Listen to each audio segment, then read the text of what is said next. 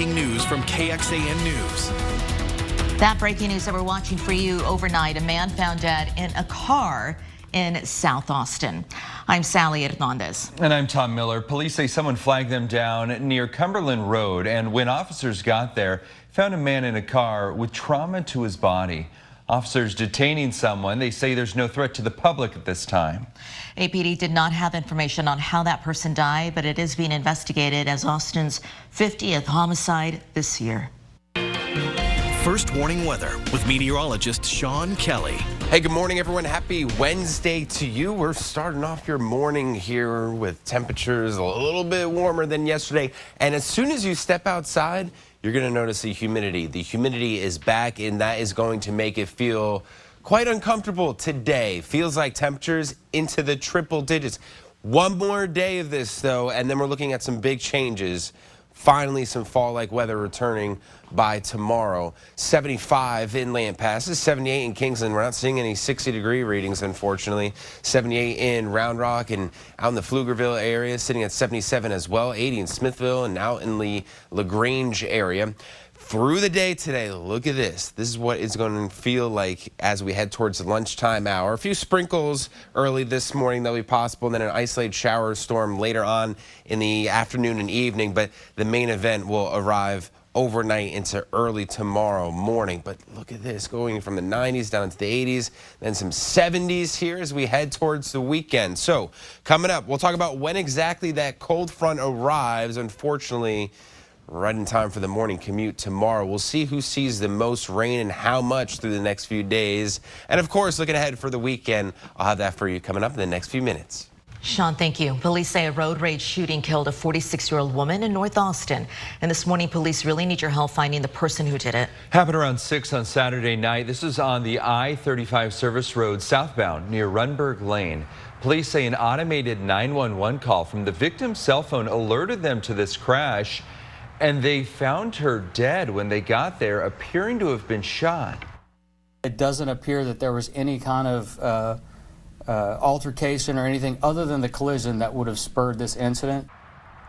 Police say the suspect drove a four-door gray sedan. The department offering a potential $1,000 reward for any information. Call APD if you know anything.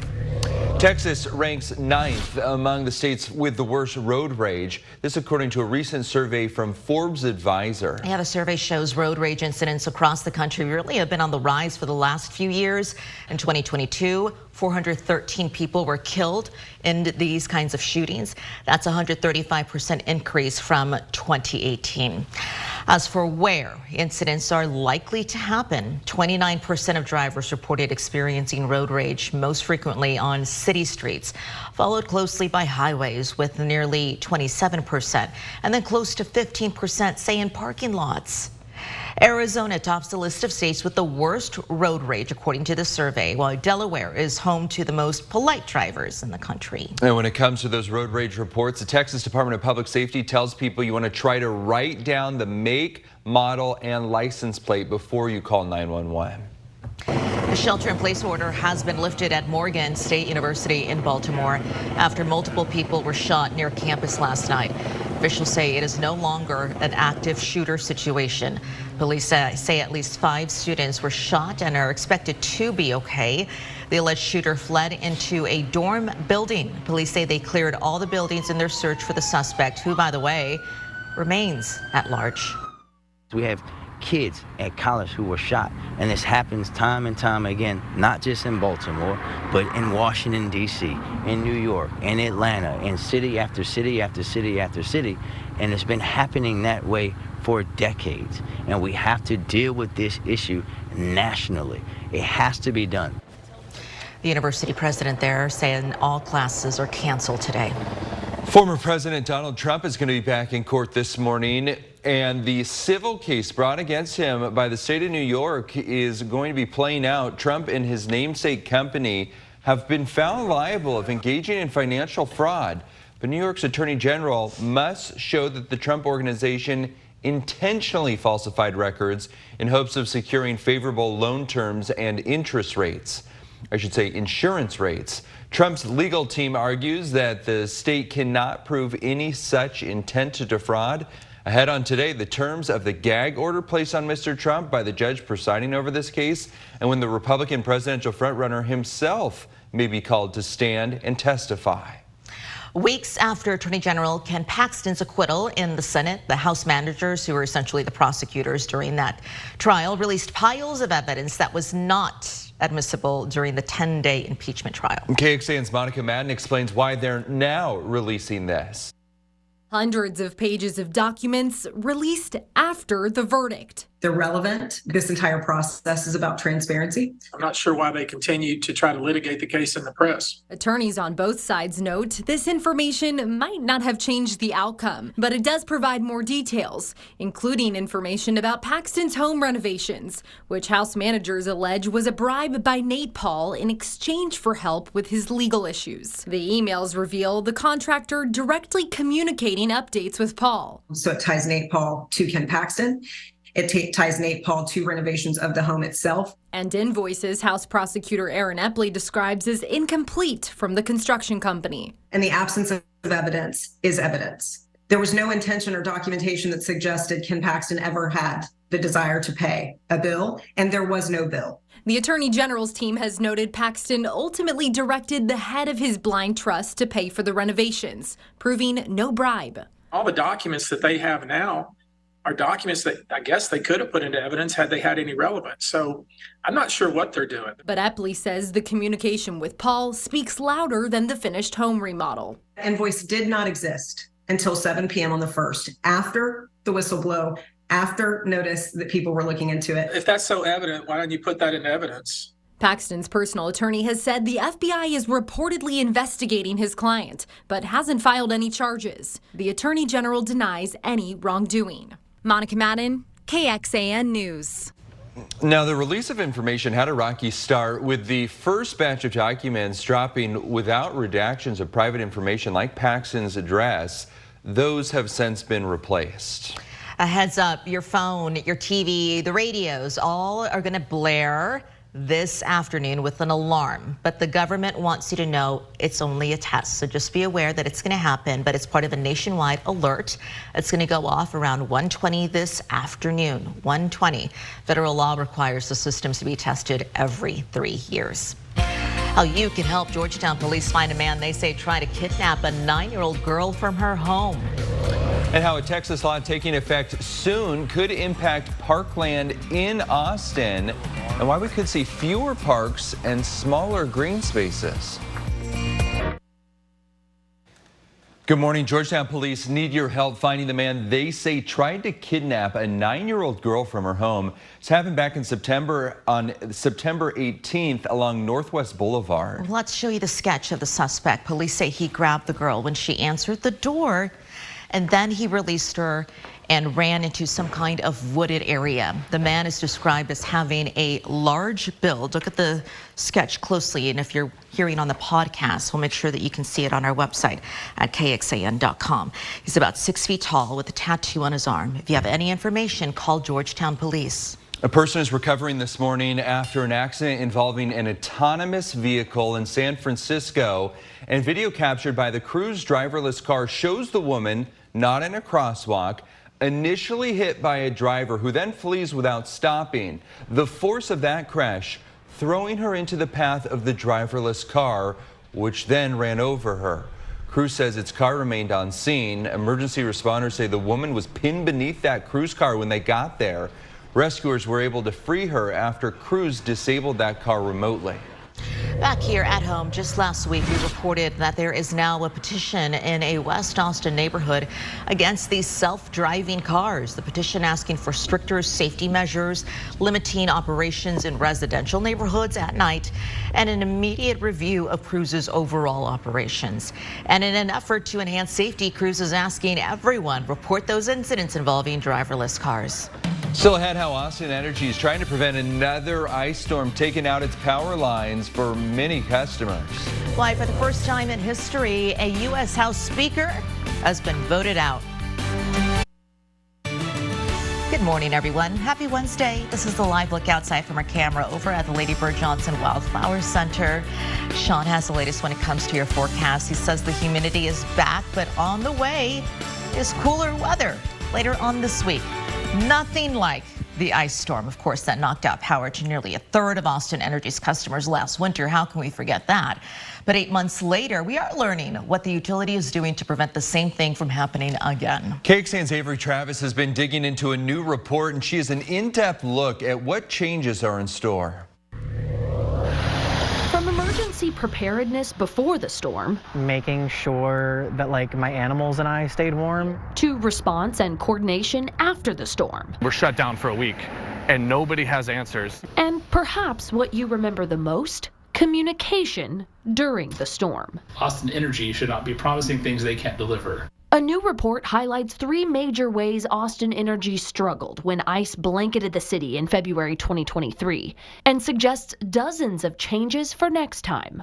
The after-action report notes issues with the online outage map and text message feature led to confusion and even inaccurate restoration times. It's always going to be difficult in a big event to be able to tell individuals when they might. But it was missed by a mile on when to expect overall power to be back on. Mayor Kirk Watson says he's frustrated to see some of the same communication issues highlighted 2 years ago in the after-action report from the February 2021 winter storm. But since this event in February, a lot of progress has been made. In August, before this report was released, we sat down with Austin Energy's new general manager, Bob Kahn, and asked how they'll prepare for the next storm. We were ready for another Uri type event. When this occurred, it was different consequences. We can't see into the future. So it just takes more preparation to be more flexible depending on what happens. Avery Travis, KXAN News.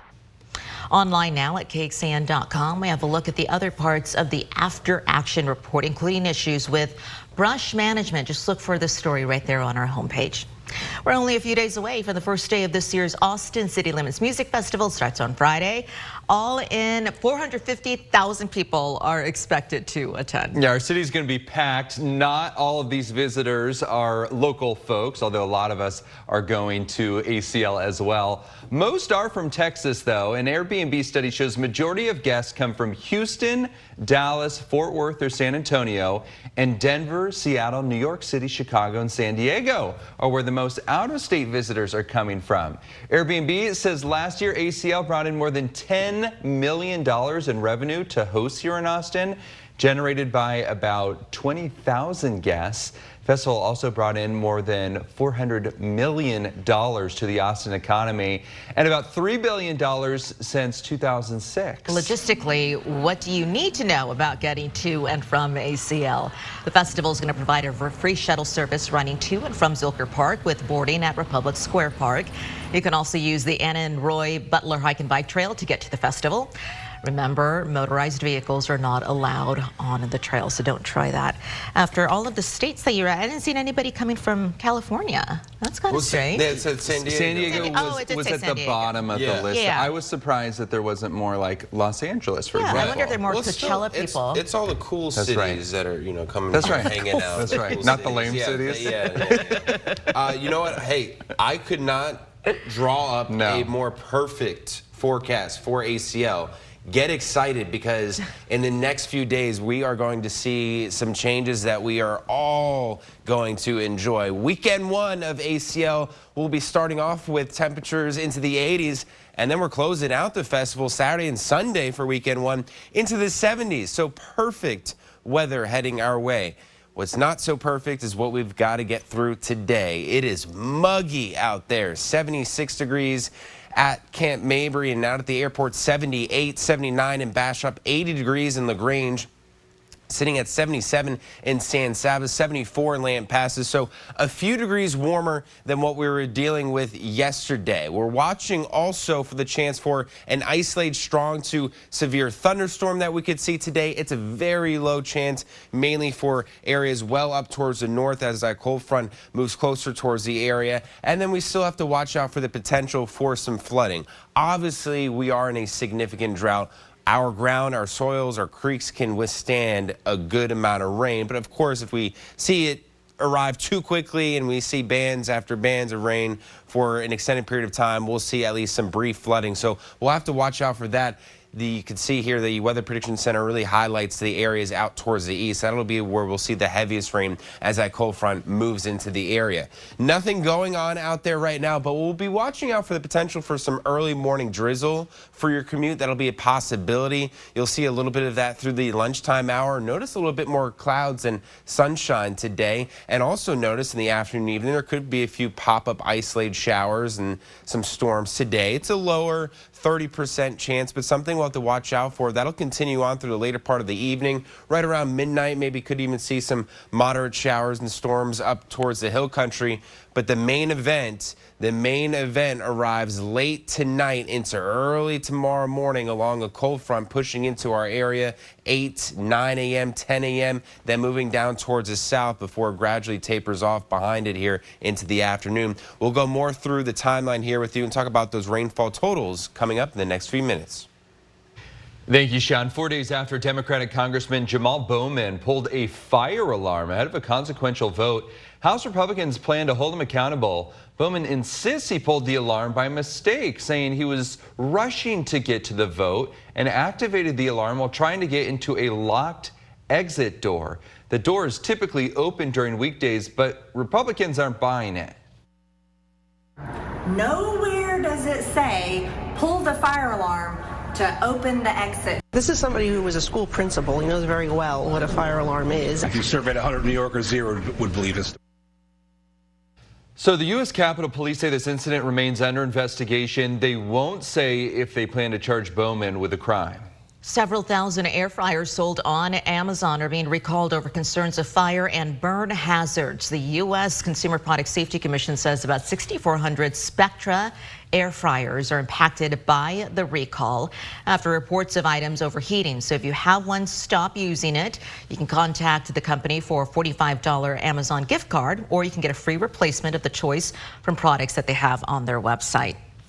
Also this morning, Austin parks might not look as nice, and there may not be as many of them. This is thanks to a new law going into effect in January. All has to do with the state cracking down on Austin rules that require developers to set aside land or money for parks. Nabil Ramadna explains. Most days in Austin, you'll find people out and about in Austin parks. Can you do it? Come to Daddy. From spending time with family like Jonas Miller. Well, I have really been excited about taking this kid out to some playgrounds. To taking the dog on a walk like Jeff Ballou. I love him. Having a dog, it's where we spend most of our time. But because of a Texas law going into effect in January, as Austin's population continues to grow and more developments come in, we could see smaller and fewer parks. Up to 97% less park acreage. City rules used to require 9.4 acres of parkland per 1,000 residents, and the city required developers to set aside a certain area for parkland or pay a fee. This new bill introduced reduces that to just under a tenth of an acre to up to 3 acres per 1,000 people. The bill language pointed to how some developers had a harder time moving forward with projects because of those limitations. The new law only impacts multifamily and hotel and motel developments. It's also likely that we'll see our level of service decline. That's because the fees Austin can impose on developers to fund parks will be limited, and it prohibits the city from imposing fees on commercial development. We're estimating between 40 to 70% less fees per unit. Kenan Leidick runs Monday Movement. She relies on parks to teach her yoga classes. She doesn't like the idea of having fewer and smaller parks as our city grows. And I would be so sad to lose the really strong nature aspect that Austin has. So many park spaces, so many outdoor activities. Nabil Ramadna, KXAN News. This is KXAN Sports, brought to you by Thomas J. Henry. Well, it seems like every game that Longhorns play in has a great atmosphere, whether it's here at DKR, 100,000 strong behind them, or on the road where a lot of opposing fan bases don't like them, to say the least. But Saturday, of course, different animal, half and half. And for a lot of these Texas players, Saturday is special, whether it's their first or sixth. It's something they definitely want to cherish. I'd been to that game growing up, and, I was always in the stands, so being able to run out there was a pretty cool experience, and I wanted to soak it in because I know how long I wanted to be there in that position, and for it to happen was pretty surreal. Unique, one of a kind, and the last time I'll be part of this game, so I'll definitely take it in, take the sights and the scenes and the smells and all that. And, we win, hopefully. Get a turkey leg, funnel cake, and get back on the bus. When I ran out the first time, it was kind of like weird to me because when I first ran out, I heard boos, and then I got to the other side of the field and heard ahs. Like it's not like a regular game. It's not like a home game, but it's like a home game at the same time. A lot of these Texas players like Quinn Ewers referencing memories they have of either going to the game or watching the Red River rivalry go up. Sixth-year offensive lineman Christian Jones was asked if he has a favorite memory. He said he really didn't watch it growing up. He was a big soccer fan, busy watching Premier League. Don't think he'll have time to watch any soccer this weekend, no. For now, at DKR Texas Memorial Stadium, Noah Gross, KXAN News. For those listening on the KXAN Today podcast, thanks for hanging out with us. Here's what else we're tracking at 5 on KXAN Today. Walk to School Day, an initiative for students as drivers keep an eye out for more kids on the road.